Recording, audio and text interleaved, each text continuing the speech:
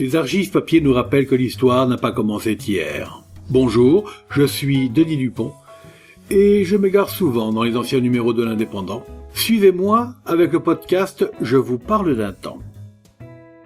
Journal du 3 janvier 1971. 50 ans plus tard, l'article publié par l'Indépendant sonne comme une prémonition. Jugez plutôt, titre « Voici les raisons pour lesquelles l'Occident connaîtra encore des épidémies ». L'article est signé d'un énigmatique NR. Extrait. La dernière épidémie de choléra qui a fait peur à l'Europe aura eu, au moins, le mérite de nous mettre sur nos gardes. Avec le progrès de la médecine et de l'hygiène, nous pensions trop facilement que nous n'aurions jamais plus rien à redouter et que les épidémies étaient réservées aux pays sous-développés. Il n'en est rien.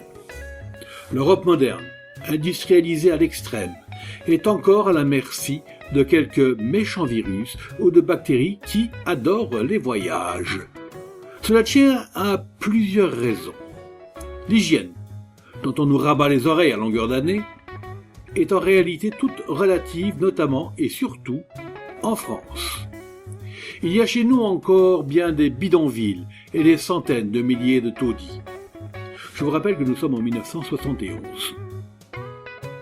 Rien que dans la région parisienne, les rats se comptent par millions. Or, ce sont les puces, notamment celles du rat, qui propagent le bacille de la peste. L'hygiène telle qu'on la conçoit chez nous est assez particulière. Les denrées les plus délicates sont exposées en plein vent. Viande, bonbons, pâtisseries, fromages, charcuterie. Chez les commerçants, ce sont le plus souvent les mêmes mains qui touchent les denrées alimentaires et la monnaie. Or, sur un seul billet, il y a des centaines de milliers de bactéries. Outre l'hygiène, il y a également un autre responsable, l'avion. Hier, c'était le bateau qui portait la variole à Marseille. Mais maintenant, les avions déversent de plus en plus de passagers sur les aéroports de l'Occident. On parle de contrôle sanitaire, c'est encore une illusion. Un Boeing 747 amène 450 passagers à la fois. Demain, des avions encore plus gros déchargeront plusieurs fois par heure à Roissy en France, qui succédera à Orly, des cargaisons de 1000 individus ou plus. Allez donc faire un contrôle sérieux dans ces conditions. C'est l'avion, le responsable de l'épidémie de choléra, qui a fait peur au cours de l'été et de l'automne dernier.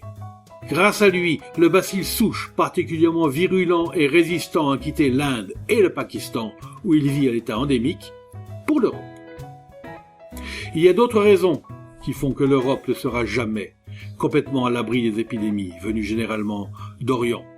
Il y a bien sûr les vaccins, qui n'ont parfois qu'une durée d'immunisation très courte. 6 mois pour le choléra, 1 an pour la peste. La vaccination est efficace à 80%, c'est dire qu'un vacciné sur 5 peut encore être dangereux. Trop de médecins dans les pays d'où peuvent venir les dangers délivrent des certificats de complaisance, notamment pour les personnes aisées et les hommes d'affaires. On estime qu'un 10e au moins des certificats de vaccination présentés à l'arrivée dans les aéroports sont des faux. Le choléra est apparu pour la première fois en 1832 en Europe occidentale. Au XIXe siècle, celle-ci a connu encore d'autres pandémies. La dernière en date, de 1923, après l'alerte 1970, on peut être sûr qu'il reviendra encore. Nous étions en janvier 1971. C'était Je vous parle d'un temps, un podcast produit par l'Indépendant et proposé par Denis Dupont, à retrouver ici même chaque semaine.